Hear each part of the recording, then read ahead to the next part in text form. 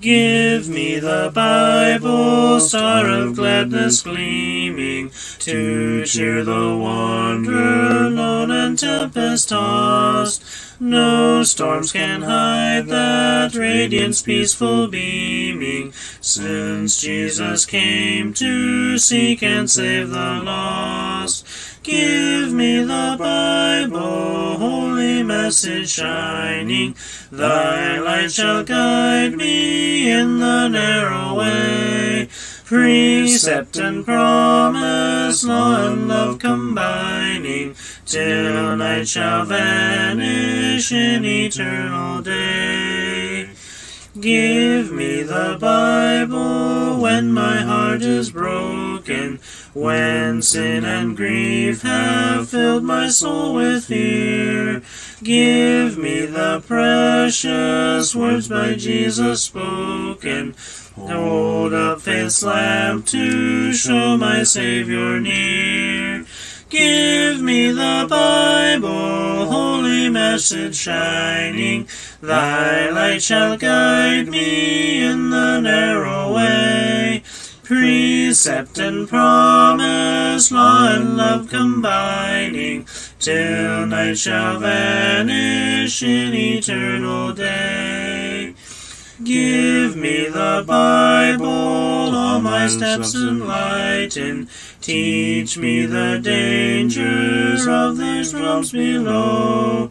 That lamp of safety o'er the gloom shall brighten, that light alone the path of peace can show.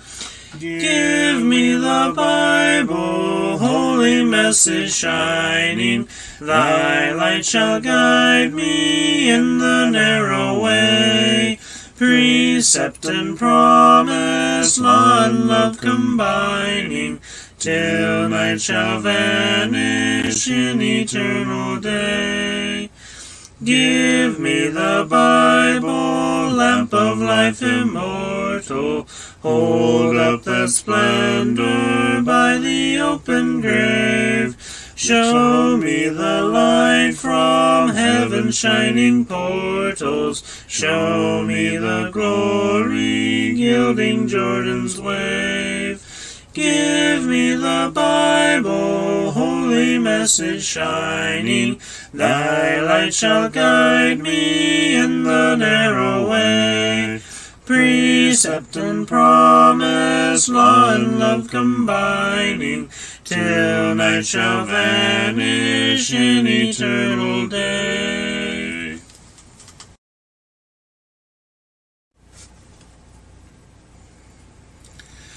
Break thou the bread of life, dear Lord, to me, as thou didst break the loaves beside the sea. Beyond the sacred page, I seek thee, Lord. My spirit pants for thee, O living word. Bless thou the truth, dear Lord, to me, as thou didst bless the bread by Galilee.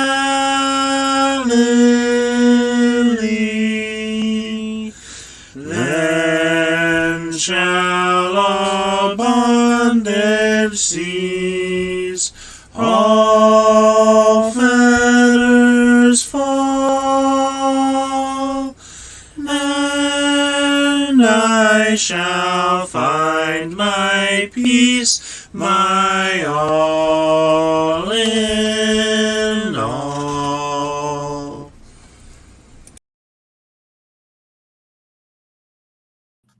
Good afternoon.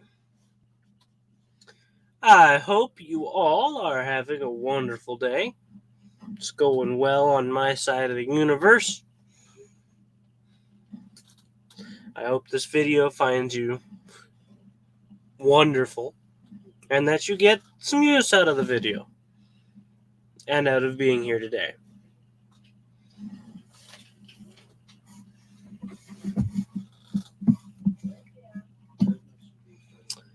Reba!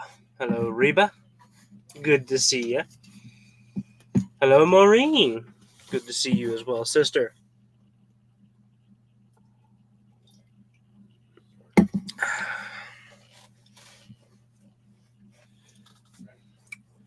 Reba puts on her cool sunglasses.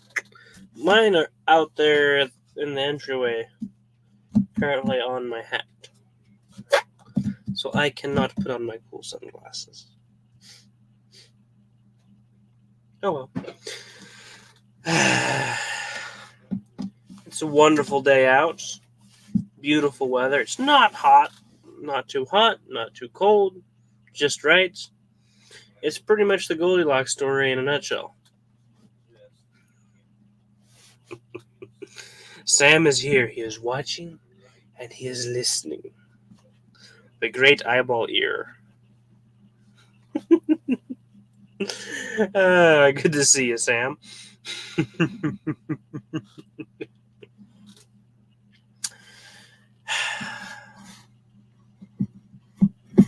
Sister T is here. Good to see you, Teresa. She says, hi, family. So everyone has permission to greet Sister T.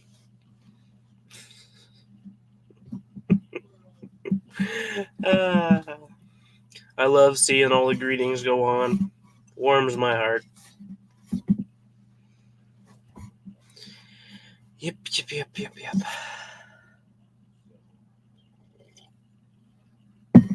Sam is watching, pointing, giving his approval, and saying, okay. He is learning how to speak in modern hieroglyphics, also known as the emoji.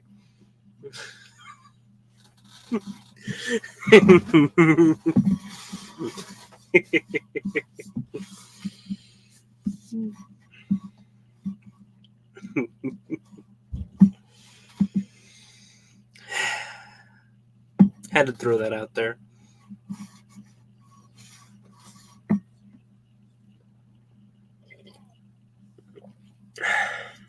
Reba's laughing. Teresa's loving it.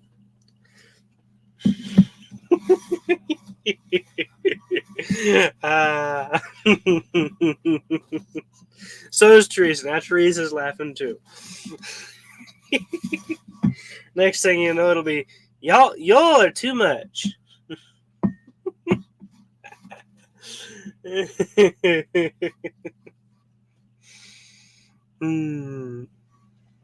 Sam is pondering this previous statement and pleasantly laughing about it.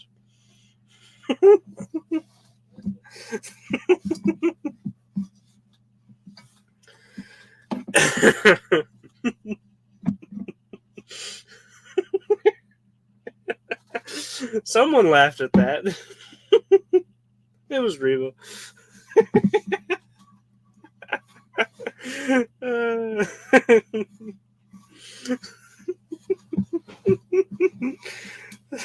Teresa says, you said it. I don't have to.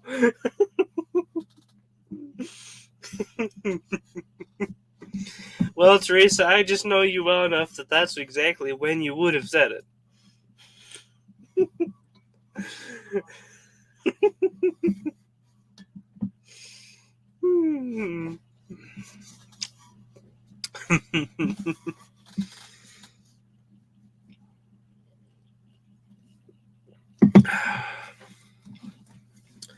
Alrighty then.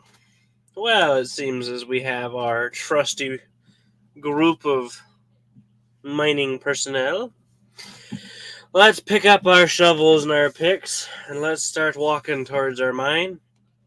Our mind for today will be Proverbs. The shaft we're going to be delving down is chapter 25, and our vein of gold that we will be searching through is verses 9 through, I think it's 16. Yes, 16. 9 through 16 is our vein of gold.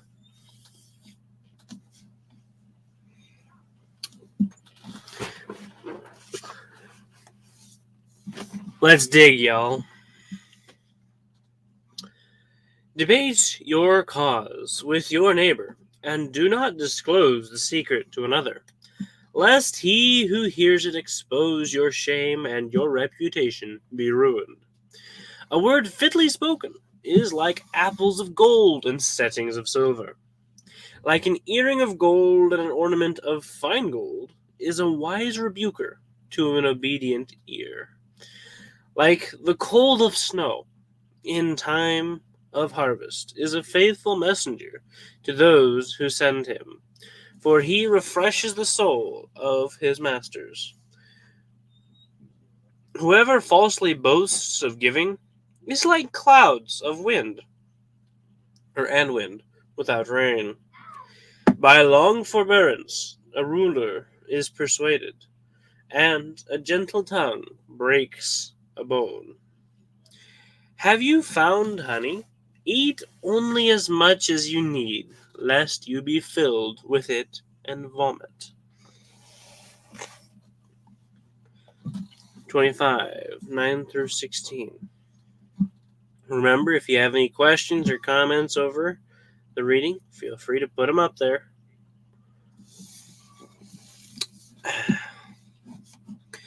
So, we start here in 9 with a scenario between an individual and his neighbor. And the wisdom we're given here is to debate the problem with the neighbor. Do not disclose the secret to another. What he's saying is when you have a problem with your neighbor, or if your neighbor has a problem with you, don't go tell Bob, Joe, Joanne, Ernie, Mary, and half the other 60 other people in the town. Don't go blabbing about it. Work the problem out with your neighbor. Debate your cause with your neighbor. Why? What's so wrong with telling everybody about the problem? Lest he who hears it exposes your shame and your reputation be ruined. When you go about blabbing about this problem to everybody, lest the person who hears it exposes your shame, because perhaps the problem is really your fault. It's really something you did. Boom. If you're running around blabbing about how bad your neighbor Bill is, and someone's like, well, wait a minute. It sounds to me like you're the problem here. All of a sudden, you're cast into a light of shame and of embarrassment, and you just ruined your reputation. Because now everyone in the town knows that you are a blabber, someone who runs around and gossips. So, we're told, debate the problem with your neighbor. Don't go blabbing it to 60 other individuals. Now, 60 is a figurative number, obviously. So, nugget number 1. Solve the problem with your neighbor.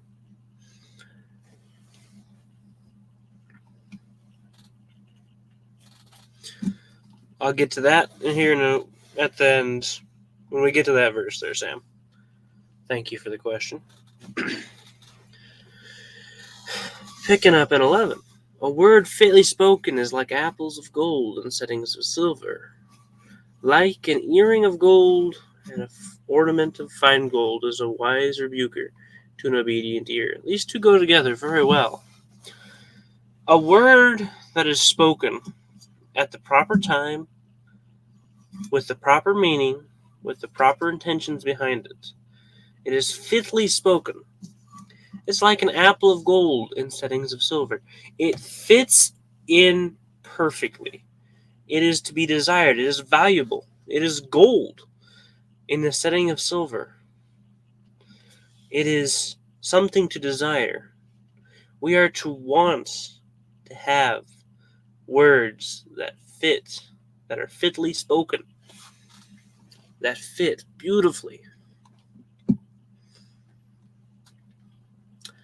Continuing, like an earring of gold, or an ornament of fine gold, is a wise rebuker to an obedient ear.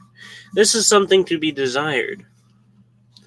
A wise rebuker to an obedient ear. They fit together and they accomplish something wonderful. When a wise person tells an obedient person that the obedient person needs to do this to be better, that obedient person is going to do it because he's obedient. He's going to improve. He's going to become better. This is something to be desired, to be valued. It fits together beautifully when you have a wise person rebuke an obedient person. It is like an earring of gold, something that you want to have. An ornament of fine gold. This is something you want. It is beautiful. They go together.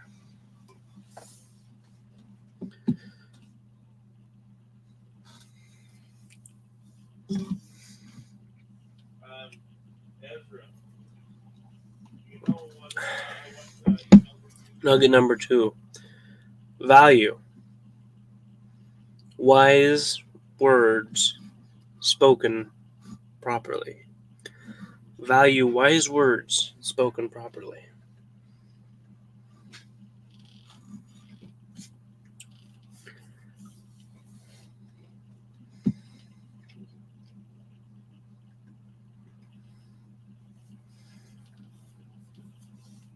Going down to 14. Whoever falsely boasts is like, or boasts of giving, is like clouds and wind without rain. Whoever is sitting there going, well, I gave $1,000 to this charity, and I gave this hungry man a full 18-course meal, and I gave, that guy on the far side of town a house, and the list goes on. And he didn't do any of this. He's falsely boasts of his giving, of how honorable and wonderful he is. It's like a cloud and wind without rain. When you, especially here as of late, when you see a big cloud come rolling over you and the wind picks up, you're like, rain, rain, yes, we want rain. And it doesn't happen. You're like, what was the point? You're looking at the cloud and the wind and you're going, why? Why did you even show up if you're not going to rain? Why? And that's the similar idea being left here. A person who's sitting there boasting falsely about his giving abilities, you look at it and you're like, why? What is the purpose of this? It has no purpose. It just makes you feel good until you realize, oh, he was lying. It didn't happen.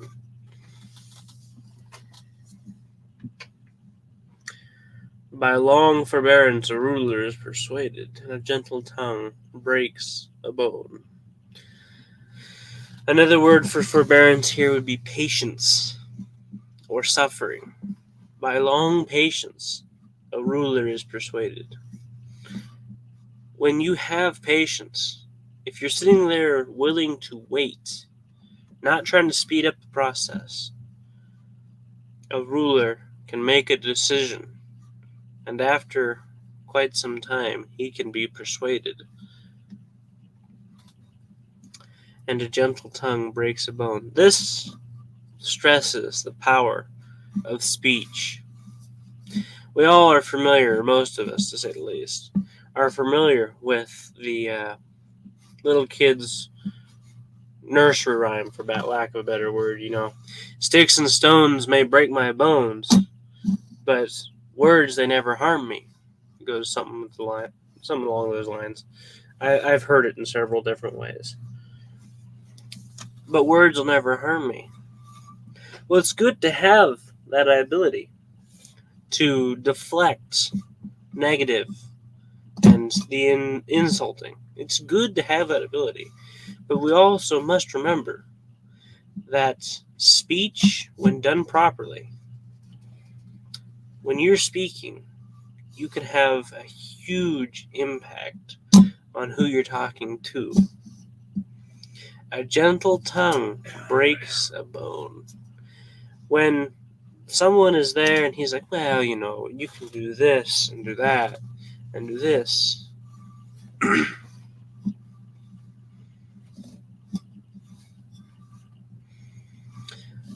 You can do this and you can do that and you can do this. All of a sudden, this person has given the guy he's talking to ideas. And these ideas can grow and they can build into action. And just from that one person's gentle tongue, gentle speech, he can bring forth the breaking of a bone. He could bring forth a war. It doesn't take much but a king to get mad. And to say something rash, and another king to get mad and say something rash, and all of a sudden, you're plunged into a 20-year war. Bada book, bada boom. These two people speaking just have cost the lives of thousands of people. They've broke many bones. The idea that's being conveyed here is words can, in fact, harm.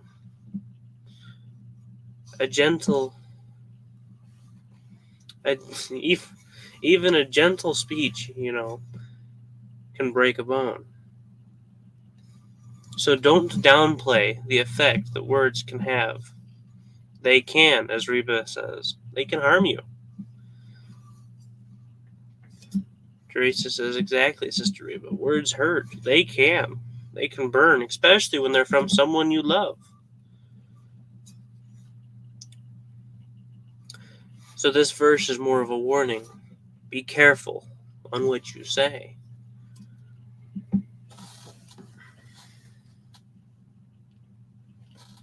And finally, we reach Sam's question. He says, eat much you need unless you vomit. Verse 16 says, have you found honey? Eat only as much as you need, lest you be filled with it and vomit. The general idea behind this is too much of a good thing is a bad thing. If you have too much honey, you will get sick and you will vomit. You will barf, etc. so forth. You will hurl, as some people say. Have you found much honey? Have you found honey? Eat only as much as you need. Only take what you need. Because too much of a good thing, a greedy idea, is going to come back and it's not going to be pleasant. Reba says greed. Exactly. Too much of a good thing is a bad thing.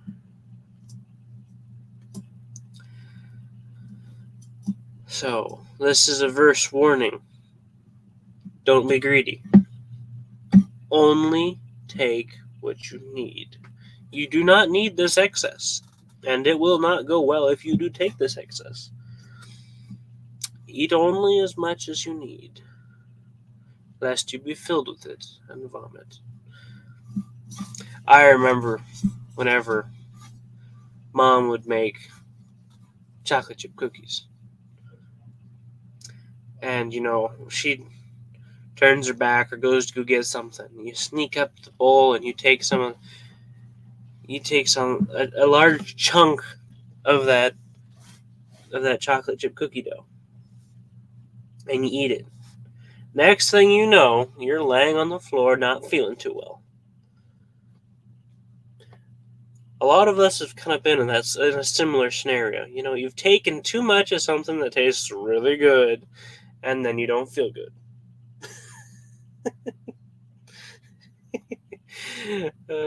With me, it was always cookie dough. You took too much cookie dough, which tastes really good, and then you don't feel good. It's a similar idea. Too much of something that tastes good is not going to end well.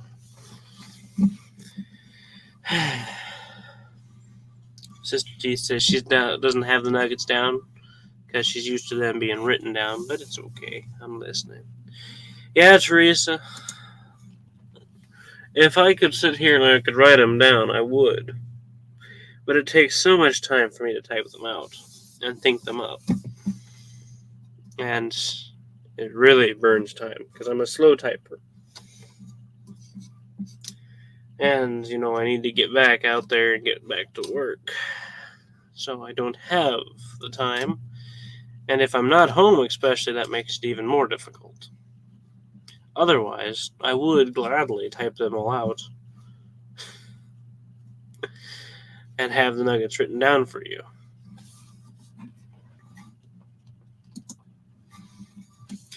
But for the gist,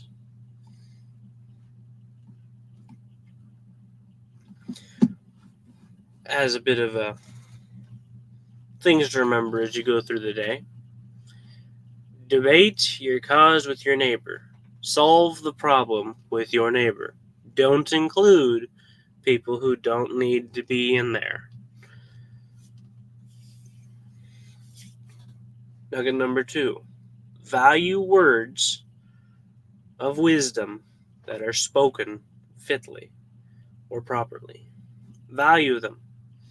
Hold them near and dear to you because they are of great value, like an ornament of fine gold.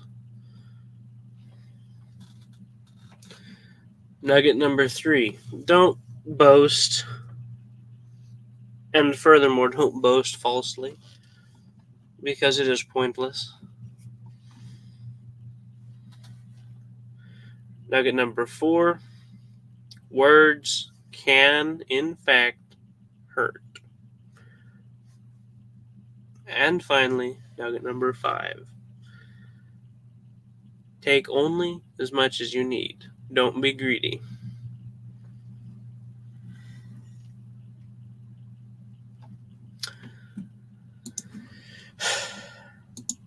There be gold in them there pages.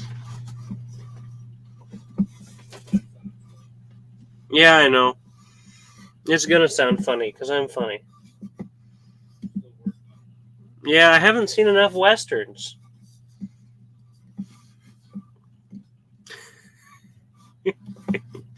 Teresa says it's okay. I got the last 2, so I'm good.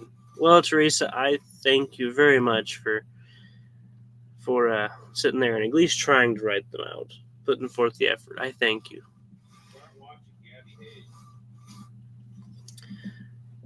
Reba says, thank you for them there golden nuggets. You're welcome. Thank you for being here, Reba, for your comments especially. It's wonderful to have the input. I value it. Remember about those words of wisdom fitly spoken? Value them. I value it when y'all are here commenting and throwing in your ideas. It's wonderful to me. Teresa says, thank you. Got him. Well, thank you, sister. And Maureen says, thank you, O'Shea. You are very welcome, Maureen. Thank you very much for being here. Thank you all for being here, for putting your time on your wonderful Saturdays to be right here with me. I appreciate it.